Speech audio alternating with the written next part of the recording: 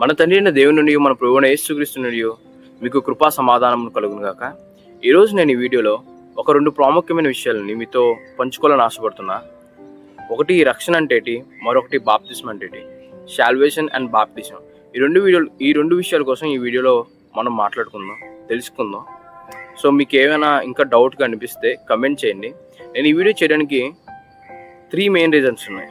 ఒకటి, నేను అక్టోబర్ 7, 2022 నేను క్రీస్తు నా సొంత రక్షణగా అంగీకరించి ఆయన విశ్వాసం ఉంచి నా యొక్క పాపాన్ని ఒప్పుకొని ఆయనను క్షమించాలని విశ్వాసం ఉంచి నమ్మి బాప్తిజం పొందాను.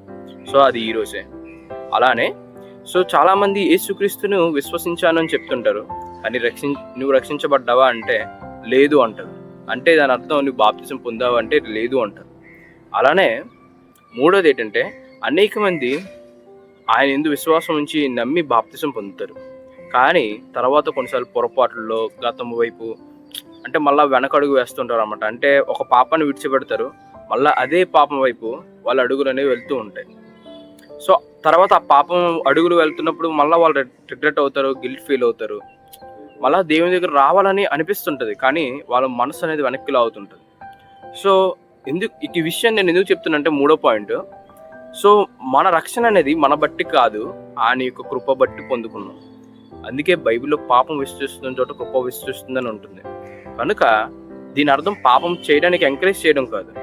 పాపం చేసామంటే సో దానివల్ల వచ్చే గిల్ట్ పోగొట్టుకోవడానికి మనకి ఒకరున్నారు. యేసుక్రీస్తు యొద్దకు వస్తే మన గిల్ట్ అలాగే పాపం వల్ల వచ్చే కాన్సిక్వెన్సెస్ పోతాయి. దీని అర్థం పాపం చేయమని ప్రోత్సహించడం కాదు, కానీ సో పాపం చేసిన వ్యక్తి దేవుని యొద్దకు మరలా చేరుకోవడానికి ఒక అవకాశం, కృప. సో ఫస్ట్ బాప్తిజం, రక్షణ, ఈ 2 విషయాలు మనకు అర్థం కావాలి. రక్షణ మనకు అర్థం కావాలంటే ఫస్ట్ యేసుక్రీస్తు వారు ఈ లోకానికి ఎందుకు వచ్చారో మనకు అర్థం కావాలి. బైబిల్ ఈ విధంగా చెప్తుంది, పాపులను రక్షించుటకు క్రీస్తు యేసు ఈ లోకంకి వచ్చానని. అవును, యేసుక్రీస్తు వారు పాపులను రక్షించుటకు ఈ లోకానికి వచ్చారు. పాపి ఎవరు అనేది మనకు అర్థం కావాలంటే పాపము ఏంటి అనేది అర్థం కావాలి. ఆజ్ఞ అతిక్రమమే పాపము. ఓకే, ఆజ్ఞ అతిక్రమం పాపము, కానీ ఆజ్ఞను ఎవరు అతిక్రమించారు, ఎప్పుడు అతిక్రమించారు, ఆ విషయం మనకు తెలియాలి. దేవుడు నరుని చేసి ఏదెని తోటలో పెట్టారు. ఆ నరుని పేరు ఆదాము. ఆదాము పక్కటెముక నుంచి దేవుడు స్త్రీని సృజించాడు, ఆమె పేరు హవ్వ. వీళ్ళిద్దరూ ఏక శరీరమై ఉన్నారు. వీళ్ళిద్దరికి దేవుడు వాళ్ళకి ఇచ్చిన మాట అనగా, ఈ యొక్క తోటలో ఉన్న ప్రతి చెట్టు ఫలాన్ని మీరు తినచ్చు, కానీ ఆ చెట్టు ఫలాన్ని మాత్రం మీరు తినకూడదు అన్నది దేవుని మాట. తిన్నా దీని మందే నీవు మరణిస్తావు అని చెప్పి దేవుడు చెప్పాడు అనమాట. కానీ ఈ మొట్టమొదటి ఆదాము హవ్వ ఎవరైతే ఉన్నారో వాళ్ళు దేవుడు చెప్పిన మాటను అతిక్రమించారు. దేవుడు చెప్పిన మాటను అతిక్రమించడం ద్వారా ఆ మాటను అతిక్రమించుటే పాపమైంది, అనగా ఆ క్రియ పాపంగా పరిగణించబడింది. అలానే దేవుని మాటకు వ్యతిరేకంగా చేయడం వల్ల దేవుడు చెప్పాడు కదా, ఈ పండు తిన్న దినమందే నువ్వు మరణిస్తావు, అనగా పాపం వలన ఏమొచ్చింది, మరణం అనేది వాళ్ళకి వచ్చిందనమాట. సో ఇప్పుడు ఆ యొక్క పాపం ఏదైతుందో, అనగా ఆ యొక్క అతిక్రమించే స్వభావం, అలాగా పాపపు నేచర్ ఏదైతుందో ఆదాం మొదలుకొని అందరికీ ఇన్హెరిట్ అయింది. ఆదాం నుంచి ఇప్పుడు వరకు కూడా ప్రతి ఒక్కరు కూడా ఆ స్వభావం ఇన్హెరిట్ అయింది. అది ఎలా అంటావా, ప్రతి మనిషి కూడా పుడుతున్నాడు, ప్రతి మనిషి చనిపోతున్నాడు. ఈ మధ్యలో మనిషి చేసే క్రియలు మంచివై ఉంటాయి, కొన్ని చెడువై ఉంటాయి. అంటే మరణానికే దారి తీస్తుంది అనమాట. సో ఇది ఇన్హెరిట్ అవ్వడం మీకు అర్థమైందా? అదే పాపము, అనగా పాప స్వభావం ప్రతి మనిషికి వస్తుంది. ఆ పాపం వల్ల వచ్చే జీతం ప్రతి మనిషికి వస్తుంది. ఈవెన్ యేసుక్రీస్తు వారు కూడా మన పాపాన్ని మోసినందువల్ల ఆయన మరణించవలసి వచ్చింది. ఆయనలో పాపం లేదు, కానీ ఆయన పరిశుద్ధుడైనప్పటికీ కూడా మన పాపాన్ని ఆయన భరించారు, కనుక ఆయన మరణించవలసి వచ్చింది. సో యేసుక్రీస్తు వారు ఎందుకు ఈ లోకానికి వచ్చారనేది ఇప్పుడు మీకు అర్థమవుతుంది. అదేంటంటే, ఆనాడు మొట్టమొదటి ఆదాము హవ్వ పాపం చేశారు, పాపం వలన మరణం అనేది వచ్చింది. ఇప్పుడు ఆ యొక్క పాపం ఎలా అయితే అందరికి ఇన్హెరిట్ అవుతూ వచ్చిందో, ఇప్పుడు ప్రతి మనిషి కూడా పాపంలో ఉండి మరణిస్తే అది నిత్య నరకాగ్నికి దారితీస్తుంది. ఆ నిత్య నరకాగ్ని అనేది నిత్యము, అంటే దానికి లైఫ్ ఇన్ని కొంతకాలం లిమిట్ లేదు. అక్కడ మనిషి ఆత్మ కాలుతూనే ఉంటుంది. అది 2వ మరణం అని చెప్పి బైబిల్ చెప్తుంది అనమాట. ఈ 2వ మరణం అని చెప్పి బైబిల్ చెప్తుంది. యేసుక్రీస్తు పాపులను రక్షించడానికి వచ్చాను, అనగా ఈ 2వ మరణం నుంచి మనల్ని రక్షించడానికి వచ్చారు. ఈ పాపంలో వచ్చిన కాన్సిక్వెన్సెస్ ఏదైతే ఉన్నాయో, గిల్ట్ అవ్వచ్చు, డిప్రెషన్ అవ్వచ్చు, సాడ్నెస్ అవ్వచ్చు, చనిపోవాలని అన్న థాట్స్ ఏవైతే ఉంటాయో, సూసైడల్ థాట్స్ అవ్వచ్చు. తర్వాత ఎవరు నన్ను క్షమించలేరు, నన్ను నేను క్షమించుకోలేను అన్న స్వభావం అవ్వచ్చు. తర్వాత పాపంలో ముఖ్యంగా వచ్చింది మరణం, శిక్ష. సో వీటి నుంచి తప్పించడానికి, వీటి నుంచి మనల్ని విడిపించడానికి యేసుక్రీస్తు వారు వచ్చారు. మనం ఫర్ ఎగ్జాంపుల్ మన చేతులతో ఏదైనా తప్పు చేస్తే నీటితో కడుక్కుంటే ఆ పాపం పోదు. ఎందుకంటే అది పోవడానికి అది మురికి కాదు, మన చేతులకి ఫిజికల్గా కనిపించేది కాదు. పాపం అనేది కూడా అటువంటిది, ఫిజికల్గా కనిపించదు, కానీ ఆ పాపము మనం కడుక్కుంటే పోయేది కాదు. కానీ ఈ పాపం పోవాలంటే పరిశుద్ధుడైన వాడు రక్తం చిందించాలి. కనుక యేసుక్రీస్తు వారు పరలోకాన్ని విడిచి భూలోకానికి శరీరధారిగా జన్మించారు. ఆయన జన్మలో పాపం లేదు. ఆయన కన్యక గర్భాన ఆయన జన్మించాడు. కనుక ఆయన జన్మలో పాపం లేదు. ఆయన జీవించిన విధానంలో, ఆయన క్రియల్లో పాపం లేదు. ఆయన మరణంలో పాపం లేదు. ఆయన జన్మలో పాపం లేదు, ఆయన క్రియల్లో పాపం లేదు. కనుక ఆయన మరణించినప్పుడు కూడా పాపం లేనివాడుగా మరణించాడు. ఓకే, ఆయన మన కోసం ప్రాణం పెట్టాడు. ఆయన చిందించిన రక్తం ద్వారా మన పాపాలు క్షమించబడుతున్నాయి. ఎందుకంటే పాపము చిందించకుండా రక్తము చిందించకుండా మనిషి యొక్క పాపానికి క్షమాపణ లేదు. సో మనందరి నిమిత్తం ఆదాము మొదలుకొని ఎంతమంది అయితే ఇప్పటి వరకు ఉన్నారో, ఇంకా పుట్టబోయేవారు ఎంతమంది అయితే ఉన్నారో, వాళ్ళందరి కోసం కూడా యేసుక్రీస్తు వారు మన కోసం తానే బలిగా అర్పించబడ్డారు. తానే తన ప్రాణాన్ని అర్పించారు. ఆయన మన కోసం ప్రాణం పెట్టి మనల్ని అనిత్య నరకాగ్ని నుంచి విడిపిస్తున్నాడు. ఈ విషయాన్ని నీవు నమ్మినట్టయితే నువ్వు రక్షించబడదు. ఈ విషయాన్ని అంతా నేను నమ్ముతాను, కానీ యేసుక్రీస్తు వారు కూడా మరణించి అందరిలాగే మరణించారు.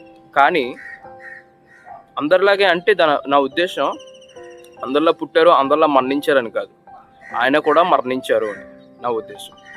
మీకు అర్థమవుతుంది అనుకుంటా. యేసుక్రీస్తు వారు జన్మించారు. ఆయన జన్మ ప్రత్యేకమైనది, ఆయన జన్మ పవిత్రమైనది, ఆయన జీవన విధానం ప్రత్యేకమైనది, అందరిలో కలిసిన వాడు కాదు, ఆయన ప్రత్యేకమైన వాడు.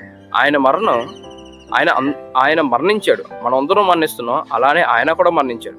కానీ అందరి మరణానికి, ఆయన యొక్క మరణానికి ప్రత్యేకత ఉంది. ఆయన దేవుడయ్యుండి మన నిమిత్తం ఆయన ప్రాణాన్ని పెట్టాడు. ఆయన మరణించి అందరి వలె సమాధిలో ఉండలేదు.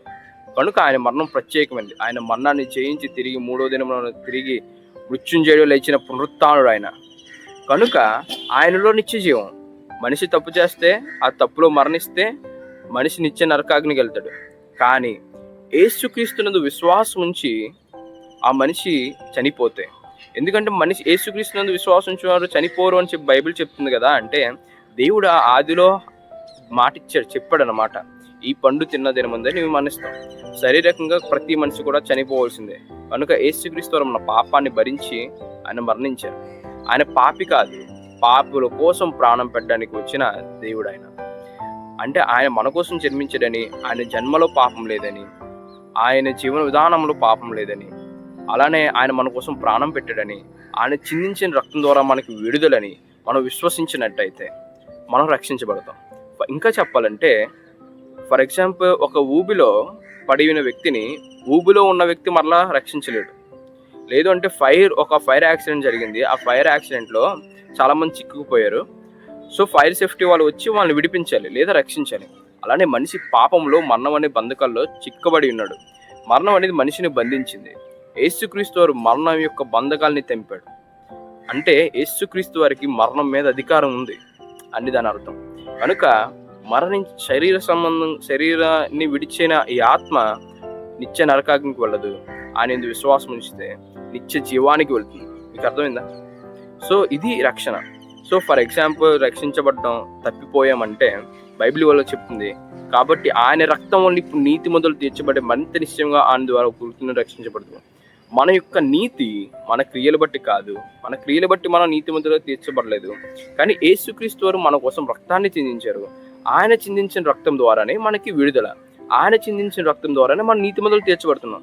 మనం రక్షించబడిన తర్వాత కూడా కొన్నిసార్లు తప్పిపోతూ ఉన్నట్టయితే మనం గుర్తుపెట్టుకోవాల్సింది, ఆయన కృప మన మీద బహు విస్తారంగా ఉంది. దీని అర్థం మరలా పాపం చేయమని కాదు, కానీ పొరపాటులో పడుతున్నప్పుడు మనకు ఒక రక్షకుడు ఉన్నాడు. ఆయన నజరేయుడైన యేసు తన కృప మన మీద చూపిస్తున్నాడు. మనల్ని పాపం నుంచి, దాని పరివేశం నుంచి విడిపించాడు.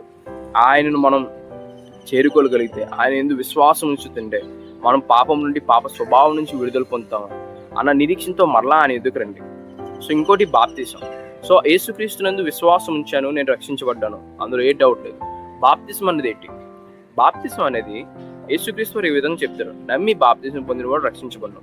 బాప్తిసం అనగా ఒక ఆజ్ఞ, దేవుడు ఆజ్ఞ ఇచ్చాడు, ఆజ్ఞకు మనిషి లోబడాలి. నేను యేసుక్రీస్తు నందు విశ్వాసం ఉంచుతున్నానంటే దానికి అర్థం ఏంటి? ఆయన యందు నేను విశ్వాసం ఉంచాను, సో ఓకే బాగానే ఉంది, కానీ నేను రక్షించబడాలి. నేను ఆల్రెడీ రక్షించబడ్డా ఆయన యందు విశ్వాసం ఉంచాను కాబట్టి. ఇప్పుడు బాప్తిసం అనేది ఆయన ఆజ్ఞకు విధేయత చూపించడం. పబ్లిక్గా నేను డిక్లేర్ చేస్తున్నా, నేను ఈ లోక సంబంధిని కాదు, మరణిస్తే నేను నరకానికి వెళ్ళను, ఎందుకంటే నేను యేసుక్రీస్తు నందు విశ్వాసం ఉంచా, నా యొక్క ప్రయాణం నిత్య జీవం వైపు, యేసుక్రీస్తు వైపు అని. ఈ శరీర సంబంధంగా నేను మరణించిన వాడిని, ఎందుకంటే ఈ శరీరం పాప స్వభావమైనది. ఈ శరీరం ద్వారా అబద్ధాలు, మోసాలు, ఈర్ష, కక్ష, ద్వేషం, నరహత్యలు, వ్యభిచారం అనే అనేక పాపాలు ఈ శరీరం ద్వారా మనలో చాలా మంది చేస్తూ ఉంటాం. ఈ యొక్క పాపము నన్ను బంధించలేదు. ఈ పాపము యేసుక్రీస్తు వారు శిలువలో ఆయన పాపానికి ఎన్కార్డ్ వేశారనమాట. సో మనం ఆయన విశ్వాసం ఉంచినప్పుడు మన పాపాలన్నీ క్షమించబడుతున్నాయి. సో ఈ విషయాన్ని మనం పబ్లిక్గా డిక్లేర్ చేస్తున్నాం బాప్తిసం ద్వారా. మీకు అర్థమైందా? బాప్తిసం అనేది పబ్లిక్గా డిక్లేర్ చేయడం, యేసుక్రీస్తు నందు విశ్వాసాన్ని పబ్లిక్గా డిక్లేర్ చేయడం. అట్ ద సేమ్ టైం యేసుక్రీస్తు వారి యొక్క ఆజ్ఞ, నమ్మి బాప్తిసం పొందిన వాడు రక్షించబడును, నమ్మని వానికి శిక్ష విధించబడును. మనం నమ్ముతున్నామంటే బాప్తిసం తీసుకోవడానికి ఆలస్యం చేయము. ఇది గుర్తుపెట్టుకోండి. మన విశ్వాసం క్రీస్తునందు, మన బలహీనతలు మనల్ని పడగొట్టలేవు. మన బలహీనతలను చూసి మనం భయపడడానికి వీల్లేదు, ఎందుకంటే మన విశ్వాసం క్రీస్తునందు, ఆయన బలవంతుడు. నేను ఈ పాపాన్ని జయిస్తాను అనడానికి ఒక అర్థం ఉంది. ఈ పాపాన్ని నేను జయించలేను, కానీ నాలో ఉన్న దేవుడు ఆ పాపాన్ని జయించడానికి సహాయం చేస్తాడు. సో మనం కంప్లీట్గా ఆయన మీద ఆధారపడుతున్నాం, మన విశ్వాసం ఆయన మీద. మీకు అర్థమైందా? కనుక బాప్తిసం అనేది ఖచ్చితంగా తీసుకోవాలి. విశ్వాసం ఉంచుతున్నాను నీవు క్రియలో దాన్ని చూపించకపోతే నీ విశ్వాసం మృతమైనది. మీకు అర్థమైందా? కనుక బాప్తిసం అనేది చాలా ఇంపార్టెంట్. ఓకే, శిలువ మీద ఆ వ్యక్తి బాప్తిసం పొందలేదు కానీ రక్షించబడ్డారంటే, so situation is very important. రక్షణ దేవుడు ఇచ్చేది, క్రియలు బట్టి పొందుకునేది కాదు అని మనం ఇప్పుడే చెప్పుకున్నాం. కానీ నీకు అవకాశం ఉండి కూడా ఆయన ఆజ్ఞను మీరుతున్నావంటే దాని అర్థం ఇంకా నీ బలహీనతలు నీకు వెనక్కులు అవుతున్నాయి, ఇంకా నీ ఆశలు నీకు వెనక్కులు అవుతున్నాయి, ఇంకా నీకు ఏదో చేయాలని ఉంది. సో నువ్వు సంపూర్ణంగా నీ దేవునికి నువ్వు సమర్పించుకోవడం లేదు, సంపూర్ణంగా ఆయన ఎందుకు విశ్వాసం ఉంచడం లేదు. విశ్వాసం అంటే క్లియర్ చెప్పాలంటే, శద్రకు, మేషకు, అబేద్నెగో ఈ ముగ్గురు ఎవరైతే ఉన్నారో, రాజు వాళ్ళని అగ్నిలో వేస్తానన్నప్పుడు, ఆ యొక్క ప్రతిమకు మొక్కపోతే అగ్నిలో వేస్తానన్నప్పుడు, రాజా మేము ప్రతిమకు మొక్కం, అగ్నిలో వేసినా మాకు ప్రాబ్లం లేదు, మా దేవుడు రక్షించగలడు, సమర్థుడు, రక్షించకపోయినాను మేము మొక్కం. సో మీకు అర్థమైందా? దేవుడు సజీవుడు, ఆయన రక్షించగలడు, సమర్థుడు. ఒకవేళ రక్షించకపోయినా ఆయన చిత్తానికి మేము లోబడతాం అన్నది విశ్వాసం. సో పాపాన్ని మనకు పాపాన్ని నుంచి మనల్ని విడిపించాడు, ఆయన సమస్తము చేశాడు. సో సమస్తం చేసిన దేవుడు మనల్ని పాపం యొక్క ప్రభావం నుంచి విడిపించలేడు అంటారా? పాప యొక్క ఆలోచన నుంచి విడిపించలేడు అంటారా? సో దీనికి మీకు కావాల్సిన సబ్మిషన్, కంప్లీట్గా సబ్మిషన్. మీ సబ్మిషనే చూపిస్తుంది మీరు బాప్తిసం తీసుకుంటున్నారని. మీ బాప్తిసం తీసుకున్నారంటే the more you submit, the more you committed to live for Christ. So మీరు బాప్తిసం తీసుకోవడానికి ఆలస్యం చేస్తున్నారంటే మీరు ఇంకా ఆయనకి సబ్మిట్ అవ్వలేదు. సో క్లియర్గా అర్థం చేసుకోండి. కనుక రక్షణ అనేది క్రియల మూలం కాదు, అనగా రక్షణ అనేది బాప్తిసం మూలం వచ్చేది కాదు, రక్షణ అనేది విశ్వాసం మూలం వచ్చేది. విశ్వాసం ఉంచిన వారు బాప్తిసం తీసుకోవడానికి ఆలస్యం అయితే చేయరు.